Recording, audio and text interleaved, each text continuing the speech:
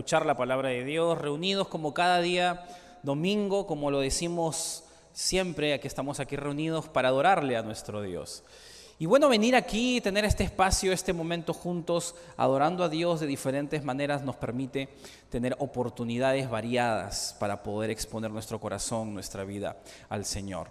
Y bueno, después de cantarle, tenemos un tiempo donde estudiamos la palabra. Y la semana pasada habíamos iniciado un tema de 2 domingos que íbamos a tratar. Hoy día vamos a dar por culminado este tema, donde estábamos hablando de cómo Dios muchas veces va a reiniciar algunos aspectos de nuestra vida.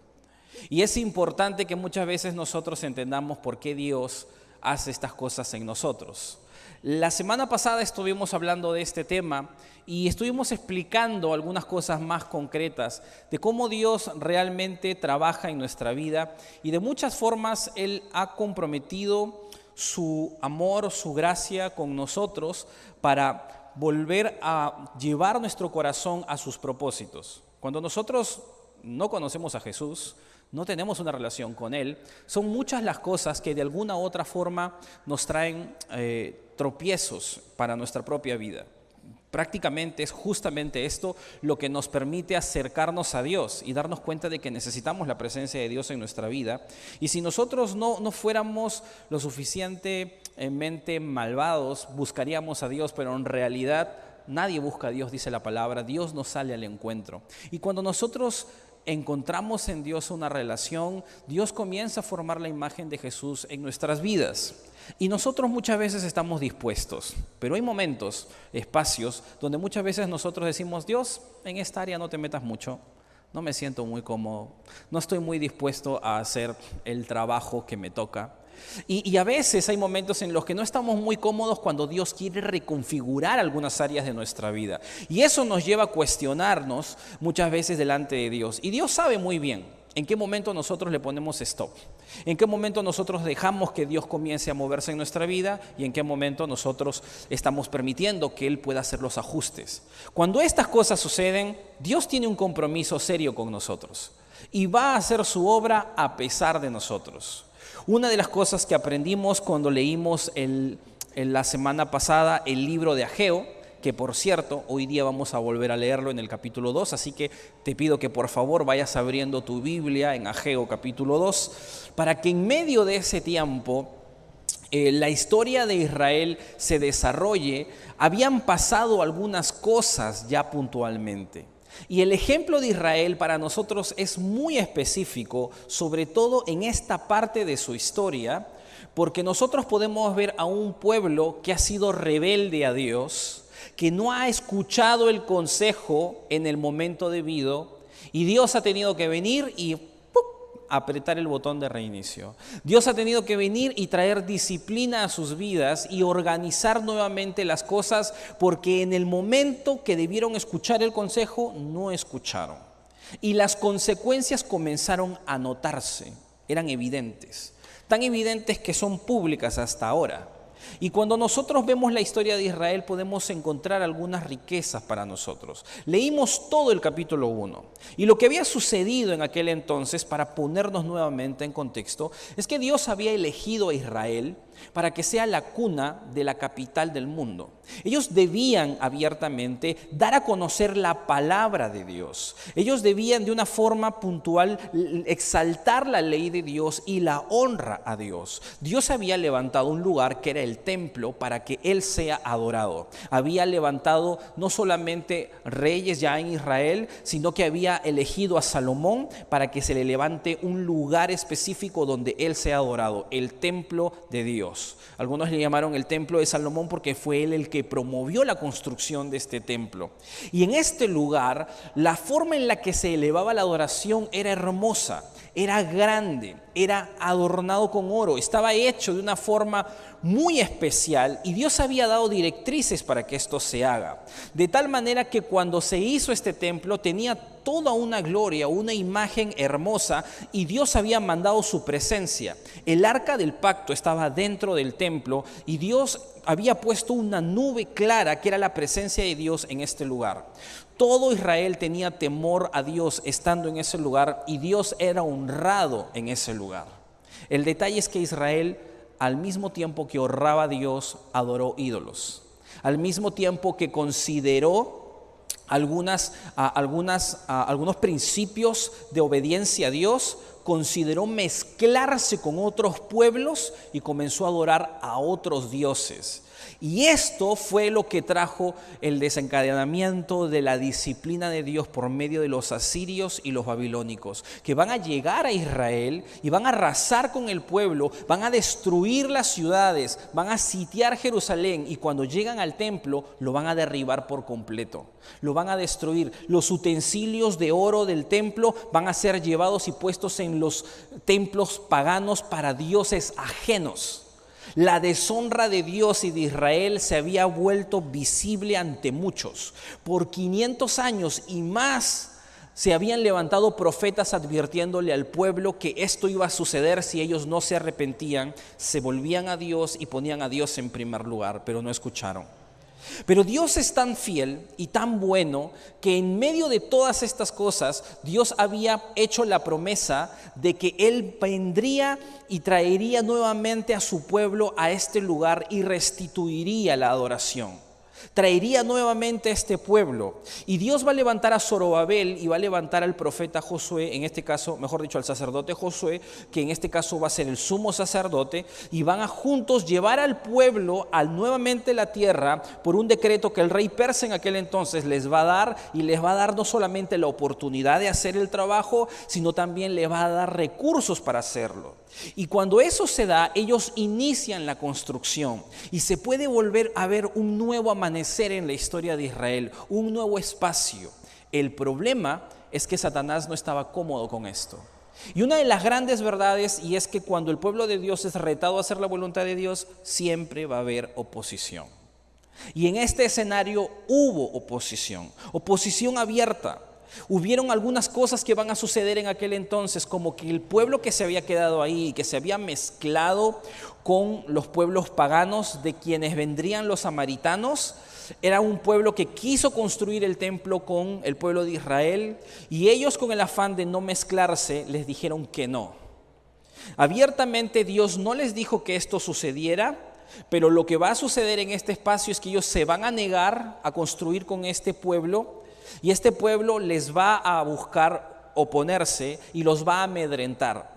Tanto que va a ir hasta la capital y van a pagar a funcionarios para que estos funcionarios de una forma puntual estorben la obra del templo y retengan al pueblo para que no avance en la construcción del templo y la reconstrucción de la ciudad. Por 16 años se va a parar la obra. Y aquí, en medio de esta situación, Dios va a levantar al profeta Ageo y Zacarías y va a llevar nuevamente al pueblo a entender lo que está pasando, porque el pueblo había sido llevado para poder restituir la adoración a Dios, y lo que había sucedido es que durante todo este tiempo y con la oposición, ellos habían comenzado a reconstruir la ciudad, y como había oposición para reconstruir el templo, entonces comenzaron a decir: parece que no es la voluntad de Dios que nosotros le levantemos casa a Dios. Parece que esto tendrá que venir después. Entonces comenzaron a velar por sus negocios, comenzaron a velar por sus casas, por sus propias vidas, y comenzaron a mirar más allá de lo que Dios había preparado para ellos. Y en medio de esa escena, incluso habían dejado de sostener el manejo del templo, y los sacerdotes estaban abandonados y tuvieron que dejar el templo para poder ir a buscar tierras que no debían tener, pero comenzaron a buscar a tener tierras y trabajarla para poder sostenerse. La adoración en Israel estaba caída. Y en esta escena viene Ageo y Zacarías diciendo: es momento para ustedes estar en sus casas artesonadas y mi casa está desierta, dice Dios, porque esto es lo que ha sucedido. Se han olvidado de la prioridad por la que han vuelto. Se han olvidado todo lo que ha pasado y por qué han sido vueltos a traer aquí. ¿Por qué Dios ha configurado nuevamente un espacio en sus vidas? ¿Te acuerdas del pasado, de la deshonra? ¿De dónde te ha sacado Dios y por qué te ha traído? ¿Para que veas solo por ti? No. Para nosotros, como iglesia, nosotros no necesitamos construir un edificio como tal. Si lo necesitamos hacer es para poder agilizar el mecanismo del reino, como este lugar que nos permite extender la palabra de Dios. Pero aquí específicamente no mora Dios. Dios mora en nosotros porque lo que aprendimos es que el templo de Dios es la iglesia de Dios, de forma corporativa y de forma personal, como nosotros somos individualmente. Dios mora en nosotros. Y si hay un lugar donde Dios se ve adorado, es en el corazón de cada hijo de Dios. Es más, Romanos capítulo 12, versículo 1, nos habla a nosotros que nosotros somos también el sacrificio. No solo somos el templo, somos el sacrificio que se tiene que consumir, el holocausto que se debe quemar hasta los huesos para poder adorar a Dios, para que la imagen de Jesús brote en medio de nosotros. Y cuando nosotros vemos esa parte de la Biblia, nosotros podemos comprender que para nosotros, al estudiar este libro, es un llamado claro a adorar a Dios con nuestras vidas. Nuestra adoración no se debe detener, no se debe parar, pero hay razones por las que a veces el Hijo de Dios decide detener su adoración al Padre. No nos confundamos, todo termina de repercutir para la gloria de Dios, incluso un vaso de deshonra, como enseña la palabra. Pero yo he sido llamado como hijo de Dios a honrar voluntariamente a Dios. Y cuando yo no hago eso puede ser por diferentes razones. La primera razón es pecado. Cuando un hijo de Dios está en pecado y está pecando, sabe lo que está haciendo, actúa como Adán y Eva. Fue lo que aprendimos la semana pasada. Rápidamente Adán y Eva, al saber que Dios les estaba buscando, ¿qué hicieron? Se escondieron, porque sabían cómo estaba su condición. Incluso cuando Dios les confrontó y les dijo, ¿has comido? Les dijeron, Adán le dijo, la mujer que tú me diste, me dio de comer. Y Eva dijo, la serpiente. Ninguno de ellos dijo, no, sí, yo fui. Literalmente, Adán comenzó diciendo, la mujer que tú me diste, tú tienes la culpa. Y lastimosamente, algunos cristianos a veces piensan que la forma estancada de sus vidas para adorarle es culpa de Dios, cuando en realidad es la cosecha de la negligencia en la que en algún momento tu vida no andó sabiamente. Cada uno de nosotros sabemos cómo va procediendo y lastimosamente el hombre es muy creativo para poner excusas y poner a Dios en el primer lugar. Lo que en medio de todo esto podemos entender es que el Hijo de Dios que está en pecado decide voluntariamente retener su adoración. Ya no quiere leer la Biblia. ¿Para qué voy a ir a la iglesia? Y ya no se siente tan cómodo haciéndolo. Servir puede ser algo muy pesado. Tengo muchas cosas que hacer. No vamos a la iglesia el domingo. No tiene nada de malo venir a la iglesia, hermano, pero si tú solo vienes a la iglesia, no estás involucrado en el reino de Dios. Lo hemos dicho más de una vez. Tienes que saber que Dios no te ha salvado, no te ha regenerado solo para que calientes una silla los domingos. Dios está esperando más de ti. Es cierto que no necesitas estar necesariamente en un departamento de la iglesia para servir, pero no involucrarte en la maquinaria de la iglesia implica públicamente decir, tengo otras prioridades. Y eso no significa que nos tengamos que mirar mal, significa que necesitas agilizar tu corazón y la de tu familia posiblemente para llegar hasta ahí. Porque Dios no ha creado ni llamado a nadie de relleno. A todos nos ha llamado a expandir su reino. Hay momentos y momentos. Hay momentos en los que incluso a veces hemos recomendado a algunas personas, detente un momento, ve por tu familia porque es importante, por la situación. Pero cuando este es el estándar de mi vida, eso no es lo correcto. Dios nos ha llamado a ponerle a Él en primer lugar y el pecado muchas veces va a generar las excusas perfectas para no acercarme a Dios. Así que no cometas el error de que el pecado se asiente en tu vida y comience a alejar tu vida de adoración de Dios. No solo tu servicio, también tu devocional, también tu lectura de la Biblia, también tu congregar, tu participación dentro de la iglesia en otras oportunidades que te permiten poder ir más allá. Número 2, una de las cosas concretas que estorba la adoración a Dios es la falta de fe. Porque mucho de lo que Dios nos pide que hagamos para adorarle implica dar pasos y saltos de fe. Y algunos no están dispuestos a quemar el mejor carnero. ¿Y qué tal si lo necesito mañana? ¿Qué tal si yo necesito después la mejor oveja? No, eso no lo voy a sacrificar, porque posiblemente Dios no me dé. Posiblemente lo que yo tengo ahora no me alcance. Y no estoy hablando de diezmos y ofrendas, estoy hablando de que muchas veces para adorar a Dios y ponerlo en primer lugar, hemos de pagar un precio. Israel sabía que si seguía manejando la adoración a Dios, construyendo el templo, se iban a enfrentar a unos pueblos que habían coimeado literalmente para ir en contra de esto. Pero Dios les había dado una promesa desde el principio. Dios había levantado un rey persa para que tengan todas las, digamos, herramientas habidas y por haber para hacer el trabajo. Pero a ellos les faltaba fe para asumir ese reto. Y no vino esa poca fe solamente del pueblo. Zorobabel y Josué eran los primeros asustados en ese momento para no dar el paso que necesitaban dar. Y por esa razón la adoración a Dios se había detenido, por falta de fe. Pero a medida que esto se fue dando, el razonamiento humano caído en medio de esto, desconectado de Dios, comenzó a moverse hacia otra prioridad. Y esa es la tercera razón por la que la adoración se detiene. Cuando el pueblo de Dios busca la comodidad y los tesoros terrenales. Y esto es lo que pasa con muchos hijos de Dios cuando en un momento determinado pecado está permitido en su corazón, la fe falta y de alguna u otra forma tengo que vivir por algo. Si no adoro a Dios, voy a adorar otras cosas. Y una de las cosas que son muy fáciles de adorar son los tesoros terrenales. Sí, mi vecino ya se compró su carro, ¿por qué yo no debería tener uno? Sí, mira, el hermano tal ya se fue de vacaciones y nosotros solamente vamos a Huamantanga.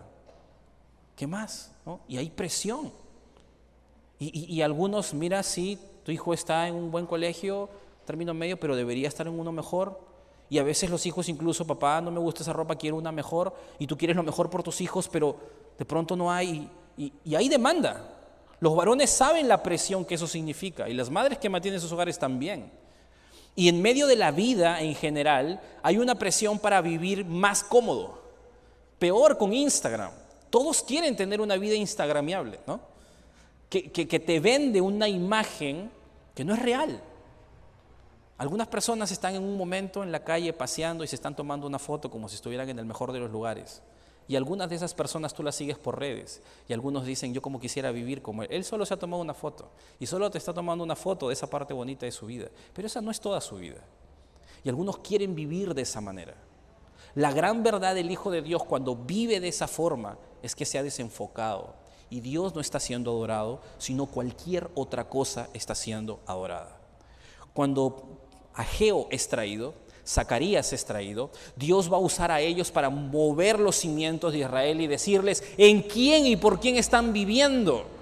¿Quién te ha dicho que deberías estar cómodo de esa forma? ¿Quién te ha mencionado que deberías solo creer en Cristo y luego acomodarte como todos lo hacen? No, así no funciona. Eso no es lo que Dios espera. Y en medio de eso, Dios les dice algunas cosas puntuales. Han de ponerme a mí en primer lugar. Y cuando el pueblo es literalmente retado por Zacarías y Ageo, en medio de todo el capítulo 1, el pueblo desarrolla temor de Dios. Y literalmente llegan a decidir volver a empezar.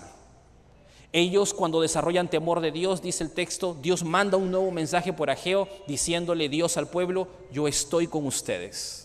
Porque el pueblo ahora teme a Dios, ha decidido arreglar sus caminos y volver a la obra. Y ahí termina el capítulo 1. Pero ahora viene el capítulo 2. Un capítulo que prácticamente nos va a mostrar el otro lado de la moneda de esta etapa en la vida de Israel. Como yo te he mencionado anteriormente, y es necesario que si quieres comprender bien esto, en algún momento te des el tiempo de leer el profeta Zacarías y Malaquías y de parte histórica para que entiendas todos los hechos, leas Esdras y Nehemías. No son libros largos, son cortos, pero si tú los lees en orden vas a entender todo el contexto de esta etapa. Para mí como hijo de Dios, sabiendo que este tipo de cosas pasan en mi vida en algunos momentos, es indispensable conocer esta historia. Y yo te reto que si parte de todo esto te está hablando a tu vida, cómete esos libros, hermano. Tú tienes que saber cómo Dios actúa en su pueblo, porque estos libros nos narran la historia de un pueblo que vuelve a su Dios y Dios lo restaura. Y aunque la historia no termina bien, al final vamos a ver esto, no termina tan bien, Dios muestra su gracia y su inmutabilidad más de una vez con este pueblo, y es como es con nosotros. Ahora, en el segundo capítulo tú puedes ver cómo es que Dios, al ver a su pueblo decidir volver, Él debe actuar. Y por esa razón la enseñanza de hoy y todo lo que vas a ver en el capítulo 2, yo le he titulado de esta manera: volver a empezar. Si tú en algún momento te has acercado al Señor y has dicho: voy a ajustar lo que está flojo en mi vida y quiero hacerlo bien, voy a volver a empezar, y quieres hacerlo con Dios, el capítulo 2 es más que preciso para que puedas entender qué debes hacer. Porque todo el capítulo 2 de Ageo está centrado en esto, en el giro de Israel y lo que Dios tiene que decirle una vez que Israel ha girado y ha vuelto a mirar a su Dios.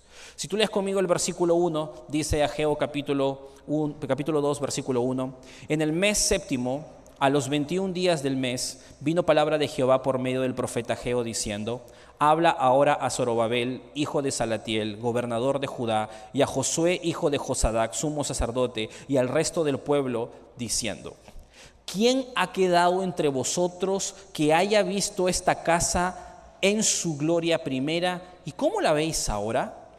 ¿No es ella como nada delante de vuestros ojos? Pues ahora, Zorobabel, esfuérzate, dice Jehová, esfuérzate también, Josué, hijo de Josadac, sumo sacerdote, y cobrad ánimo, pueblo todo de la tierra, dice Jehová, y trabajad, porque yo estoy con vosotros, dice Jehová de los ejércitos, según el pacto que hice con vosotros cuando salisteis de Egipto, así mi espíritu estará en medio de vosotros, no temáis. Cuando nosotros vemos esta escena primero, nosotros vemos a Dios usar a Ageo para traer un nuevo mensaje. Y ese nuevo mensaje se da dentro de un contexto. Sucede que ellos han vuelto a Dios y han dicho: sí, Dios, vamos a rehacer las cosas, vamos a empezar. Pero así como los músculos del cuerpo se cansan en la tarde cuando ya has estado trabajando todo el día, el alma también se agota. Sobre todo cuando comienzas a ver que el trabajo tiene más esfuerzo del que esperabas. Y cuando comienzas a hacer números y cálculos y te das cuenta de que no es tan sencillo como parecía, que no es igual que antes. Porque lo que va a suceder en este momento es que tenemos a un pueblo desanimado haciendo comparaciones con el pasado. En este momento lo que ha sucedido es que este pueblo que ha retornado es una generación nueva con jóvenes, adultos que han nacido en Babilonia. Pero están los más ancianos que nacieron en Jerusalén, que vieron el primer templo, han sido deportados y acaban de regresar.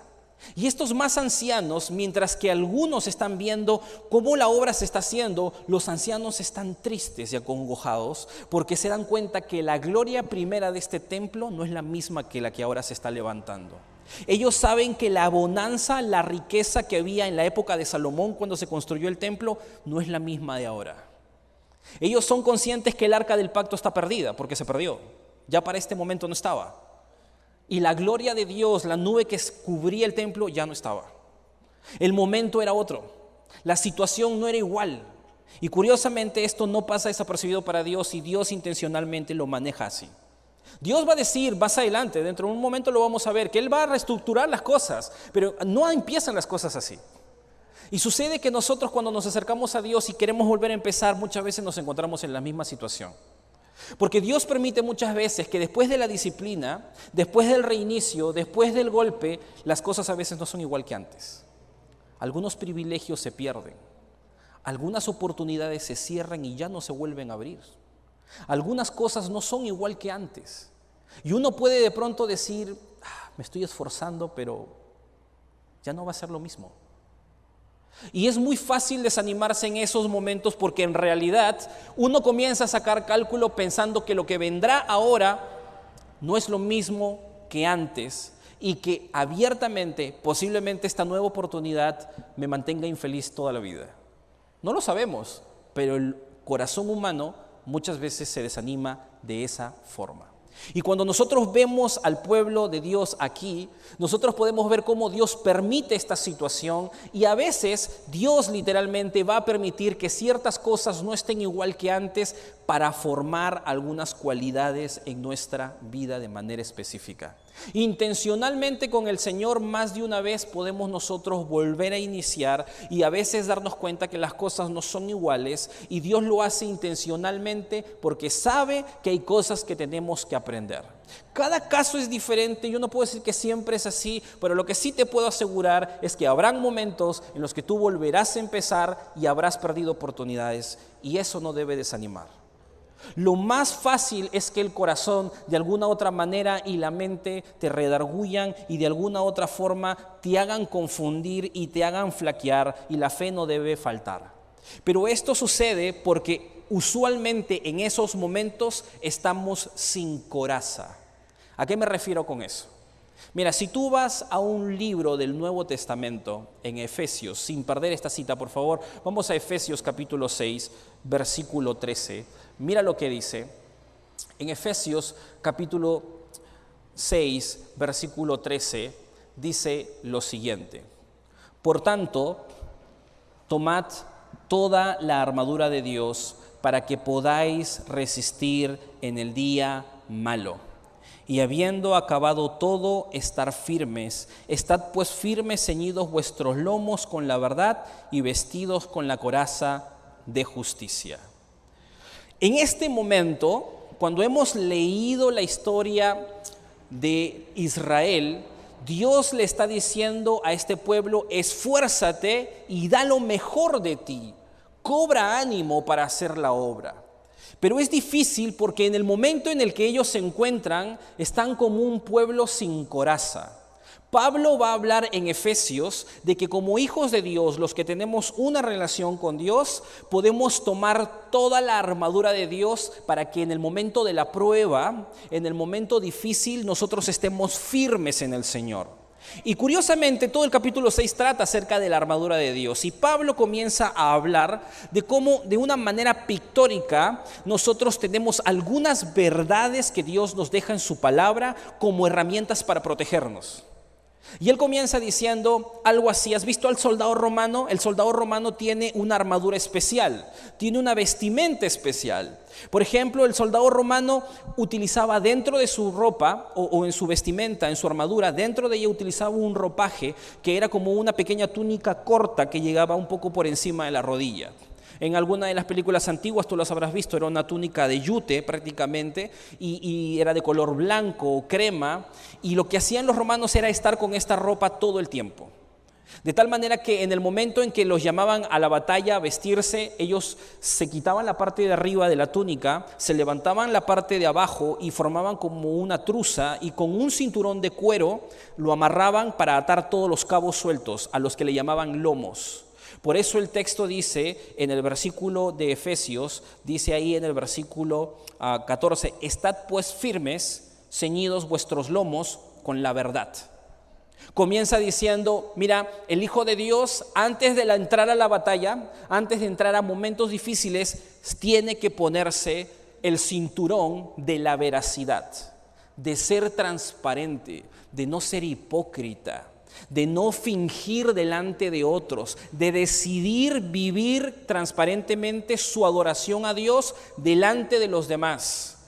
Esa transparencia, esa falta de hipocresía, esa honestidad pública es la que hace que los cabos sueltos de mi vida se acomoden para que a la hora de la batalla nadie vea un trozo de tela y me jale y me haga caer y me meta un hachazo y me mate. Porque eso es lo que estaba haciendo el soldado romano cuando se acomodaba la ropa. Y utilizaba una correa de cuero para eso. Por eso, aunque no lo dice directamente, aquí el primer implemento de la armadura que Pablo alude es a esta correa de cuero que ponía los cabos sueltos, que dejaba las cosas en su lugar para luego ponerse la armadura. Y el siguiente elemento es lo que dice al final del versículo 14. Dice, y vestidos con la coraza de justicia. La coraza era ese perchero que tenía el soldado romano. Esa foto no es referencial como tal, o es referencial como tal, pero la coraza que ellos utilizaban era de cuero usualmente, con apliques de bronce. y protegía el corazón y las partes más íntimas. Para el judío el corazón no era el órgano que bombeaba sangre, sino todas las entrañas, lo que serían, lo que algunos dicen, las tripas, ¿no?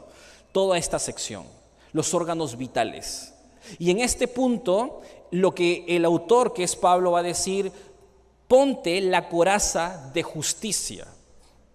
Porque lo que quiere dar a entender Pablo es que tu corazón y tu mente, incluyéndolo, porque después va a hablar del yelmo de la salvación, va a ser protegido cuando tú tienes una vida justa, correcta.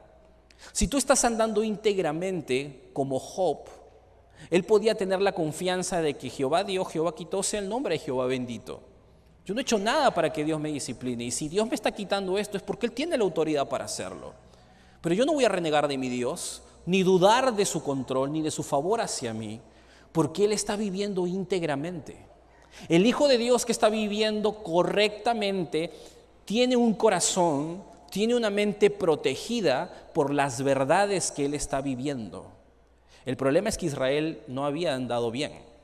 El problema es que este pueblo está sin coraza. Y el problema del Hijo de Dios cuando vuelve a Dios es que ha pasado bastante tiempo desobedeciendo a Dios y está intentando arreglar las cosas, pero está vulnerable. Y es fácil desanimarse cuando estás de esa manera, porque el mal proceder pasado te hace preocupar por el futuro.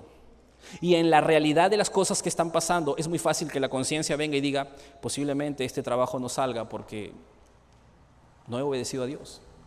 Posiblemente mis hijos y esto y lo otro. Y yo no estoy diciendo que Dios actúe de esa manera, pero es muy fácil que la mente piense de esa forma. Dios no trabaja así necesariamente. Dios no juzga a otros por tus pecados. Y aunque sí van a haber consecuencias de nuestros pecados, la realidad es que nuestra mente nos puede jugar un papel en contra y nuestro corazón también.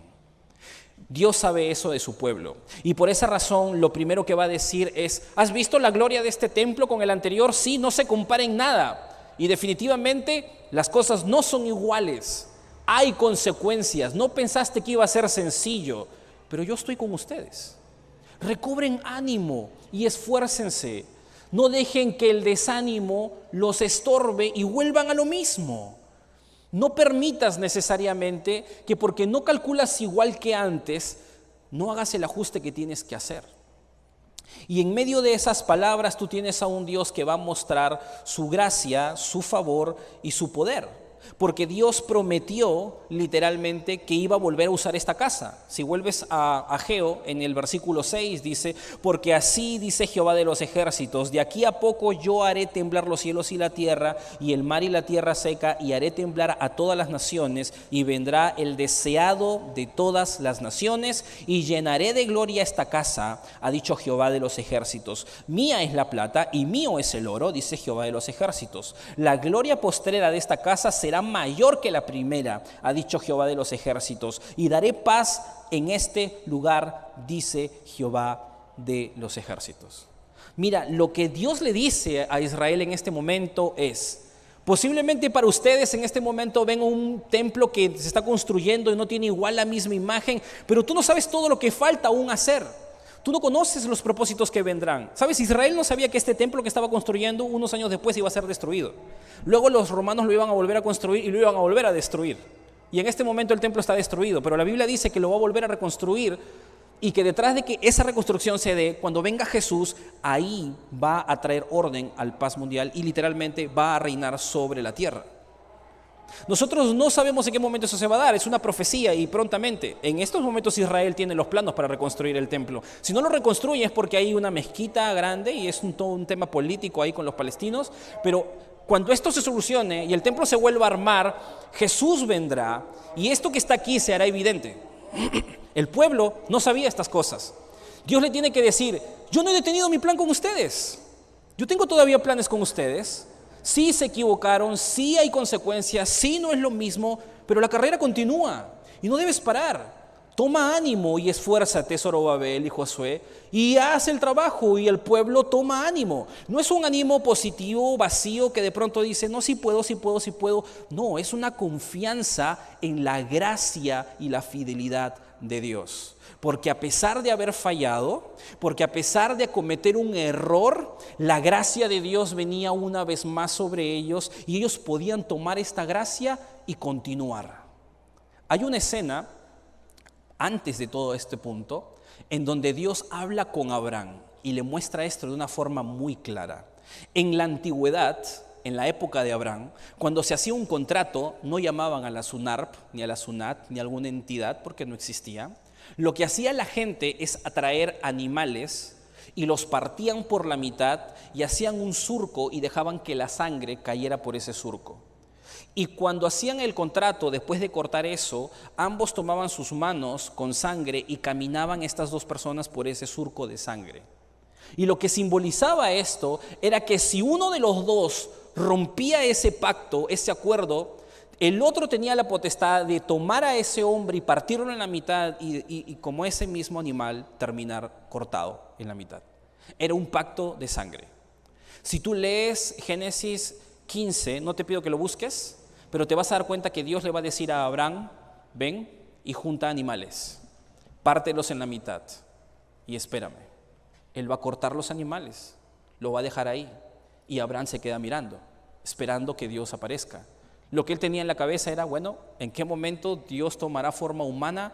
Nos juntaremos y caminaremos. El detalle es que Dios no aparece y comienza a demorarse mucho. Y se demora tanto que Abraham le da sueño. Se recuesta y se queda dormido. Y en ese quedarse dormido le entra un temor. Y Dios aparece, pasa solo por ese lugar y le habla a Abraham diciendo que yo tengo una promesa y un pacto contigo que no depende de ti. Yo he hecho un pacto de sangre contigo para poder hacer de tu nación una nación que va a bendecir a todas. Y aunque habrán consecuencias, porque Dios le profetiza a Abraham que van a ser cautivos en Egipto por años, Dios los va a levantar y va a hacer sus propósitos con él. Pero Abraham no pasa por el medio, diciéndole, este pacto lo aseguro yo, no tú. Es un pacto de sangre que no depende de tu fidelidad, depende de mí. Y es el mismo pacto que Dios hizo con Jesús en la cruz para darte salvación, para abrirte nuevas oportunidades, para perdón, para gracia, para sabiduría, para que una y otra vez te puedas volver a levantar, para que en un momento determinado Dios perdone todos tus pecados, los futuros, los presentes y los pasados, y tú tengas la mano de Dios siempre ahí para poder tomarla y comenzar de nuevo. ¿Suena esto abusivo para con Dios porque te puedes aprovechar de su gracia? ¿Significa esto que deberías pecar todo el tiempo? No. Lo que hace esto es saber que Dios te ama.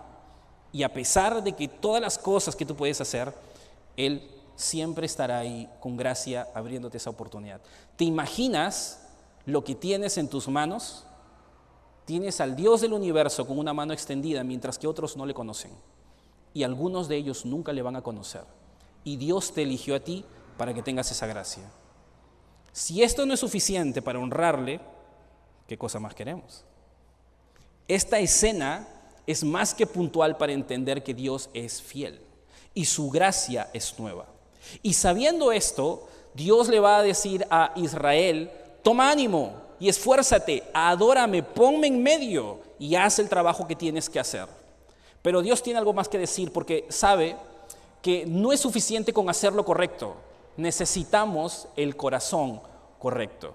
Y por esa razón, lo siguiente que Él va a decir es, sé consciente de tu corazón, porque no has llegado hasta este momento para repetir la historia. Y el problema no estaba solamente en no hacer lo correcto, estaba en el corazón. Y dice el versículo 10, a los 24 días del 9º mes, en el 2º año de Darío, vino palabra de Jehová por medio del profeta Ageo diciendo, así ha dicho Jehová de los ejércitos, pregunta ahora a los sacerdotes acerca de la ley diciendo, si alguno llevare carne santificada en la falda de su ropa y con el huelo de ella tocare pan o vianda o vino o aceite o cualquier otra comida, ¿será santificada? Y respondieron los sacerdotes y dijeron, no. Y dijo Ageo, si un inmundo a causa de cuerpo muerto tocare alguna cosa de estas, ¿será inmunda? Y respondieron los sacerdotes y dijeron, inmunda será. Y respondió Ageo y dijo: así es este pueblo y esta gente delante de mí, dice Jehová. Asimismo, toda obra de sus manos y todo lo que aquí ofrece es inmundo. Ahora pues, meditad en vuestro corazón. Desde el día en adelante, desde este día en adelante, antes que pongan piedra sobre piedra en el templo de Jehová, antes que sucediesen estas cosas, venían al montón de 20 efas y había 10. Venían al lagar para sacar 50 cántaros y había 20. Os herí con viento solano, con toncillo y con granizo y en toda obra de vuestras manos, mas no os convertisteis a mí, dice Jehová. Meditad pues en vuestro corazón desde este día en adelante, desde el día 24 del mes noveno, desde el día que se echó el cimiento del templo de Jehová, meditad pues en vuestro corazón. En este momento, el autor, que en este caso es Ageo, va a contarnos que Dios pareciera volver atrás y de alguna otra manera volver a llamarles la atención por lo que han hecho, pero no es así. Vamos a explicarlo mejor para que se pueda comprender. Lo que sucede en esta parte es que nueva palabra viene a Ageo y comienza a decirle al pueblo de Israel: es bueno que la obra haya iniciado, es importante que hagan lo correcto, pero es más importante que tengan el corazón correcto. Porque lo primero que se desvió no fue sus manos, sino fue su corazón. Cuando comenzaron a calcular que era posible hacer cosas que a Dios no honraban, cuando comenzaron a calcular que a Dios lo podías poner en segundo plano y no en primer lugar. Y cuando eso comienza a suceder, no es muy difícil que las manos comiencen a moverse cuando la mente y el corazón ya determinó dejar a Dios a un costado. Y cuando el autor, que es Ageo, va a decir en el versículo 15: ahora pues, meditad en vuestro corazón desde este día en adelante. Todas las cosas que estaban haciendo, ellos trabajaban y querían sacar una producción y les llegaba la producción a la mitad. En el vino, en la vid, en los campos, en la lluvia, en todo lo que ellos tenían. Dios había retenido su mano y había movido la naturaleza para que sepan una cosa: te vas a esforzar, te vas a sacar la mugre, pero tienes que saber que la provisión depende de mí. Y cuando tú no me pones a mí en primer lugar, no puedes esperar que te vaya del todo bien. Vas a esforzarte, vas a cansarte, pero eso no va a depender de ti, va a depender de mí. Y Dios se lo había demostrado por años. 16 años habían pasado donde ellos se habían esforzado y habían cosechado a medias. Y no habían visto y habían trabajado, como dice Santiago, se habían esforzado, se habían hasta peleado y no habían logrado tener lo que querían. No estaban satisfechos. Pero ahora Dios tiene algo que decirles: mediten en su corazón, porque algo va a suceder. Yo soy fiel. Y como están haciendo lo correcto, yo voy a proveer. Pero no debes pasar por alto tu corazón, porque es ese corazón el que comienza a calcular, pensar alejarse de Dios. Cuando el Hijo de Dios comienza a hacer lo correcto, pero no cuida el corazón, es una bomba de tiempo que prontamente va a terminar haciendo lo mismo. El Hijo de Dios necesita ser consciente de que es frágil. Proverbio nos dice: sobre toda cosa guardada, guarda tu corazón, porque de él viene o mana tu vida. Tu vida significa todo. A veces cuidamos el celular más que el corazón. A veces cuidamos a los hijos más que el corazón. A veces cuidamos el trabajo y las oportunidades laborales más que el corazón. Y el problema cuando eso sucede es que es más fácil alejarnos del Dios y estar más seguros en nuestros trabajos. Eso no es un llamado a ser irresponsable, pero cuando tenemos que priorizar, tenemos que poner a Dios en primer lugar, y una de las cosas que nos empujan a Dios es nuestro corazón. ¿Cómo puedes cuidar tu corazón? Número 1, la Biblia nos enseña que Dios va trabajando en nuestro corazón y nuestro corazón va siendo transformado, pero nosotros somos frágiles. Podemos ser de cierta manera fuertes, pero hay momentos en los que somos débiles. Yo no puedo exponer mi corazón a cualquier cosa que lo va a hacer caer. Yo no puedo desconectar mi corazón de donde saca alimento y firmeza para avanzar. Hermano, hermana, si tú no lees la Biblia personalmente para ti, si tú no estudias la palabra, si al mismo tiempo no escuchas enseñanza, si no tienes el hábito y negocias los domingos para poder llegar al culto, Y piensas que posiblemente a veces puedes ir y no, y transmisión, ¿no? Si tú piensas que de esa manera vas a exponer tu corazón, lo que estás haciendo es darle espacio a tu corazón a que haga lo que quiere. No significa que somos terribles personas. La Biblia dice que tenemos un corazón engañoso, sí, así somos. Pero también la Biblia nos enseña que Cristo va transformando nuestro corazón.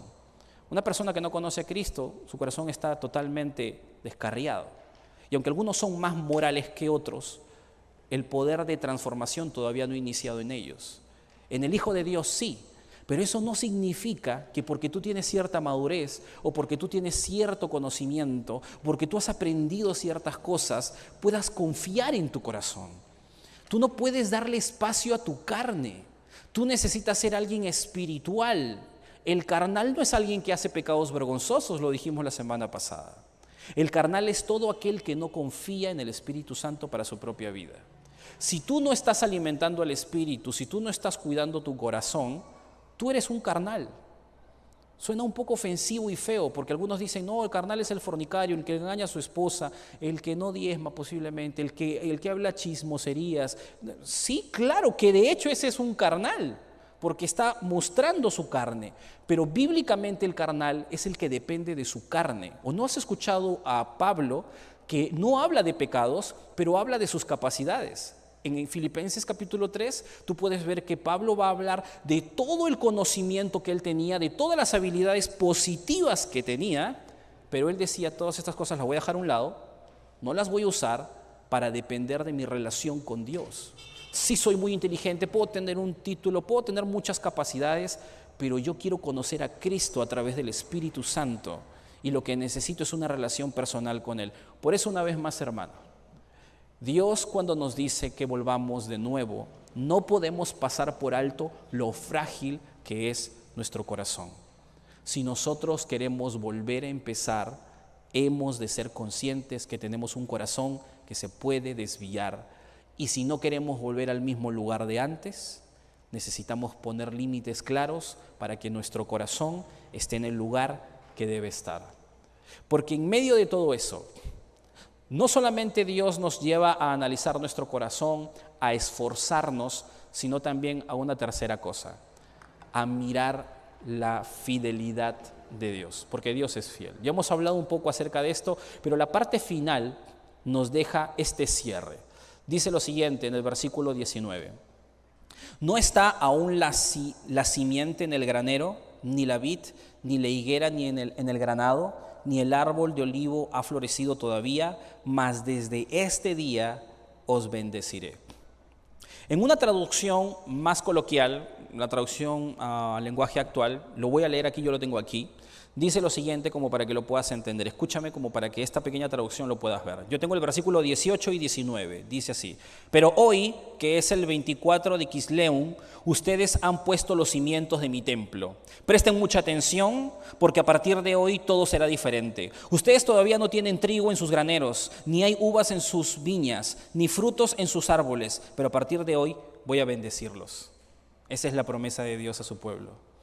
Que sabiendo que no les había abierto las puertas por mucho tiempo, ahora se las va a abrir. Y el pueblo, sabiendo que ha vuelto a su Dios, que le ha temido y ahora sabe que tiene que cuidar su corazón, y ahora eso depende de Israel, Dios les dice, vamos a volver a empezar, yo soy fiel, no soy resentido, voy a volver a abrir las puertas del cielo para que la bendición venga.